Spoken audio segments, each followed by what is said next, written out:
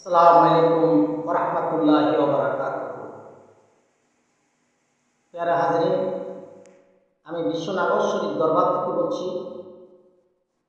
আজকের বিষয় হলো বান্দা এবং আল্লাহ লীলা খেলা। পর্ব 1। ভক্তের কাছে আল্লাহর স্বরূপ কেমন? উত্তর হলো, ভক্তের কাছে আল্লাহর স্বরূপ হলো সাকার। 2 নম্বরে, বান্দার বাসনা পূর্ণ হয় কখন? আল্লাহর দর্শন পেলে বান্দার বাসনা পূর্ণ হয়। প্যারা হাজরিন, 3 নম্বর কথা হলো, আল্লাহ আশিকের কাছে কখন ধরা দেয়?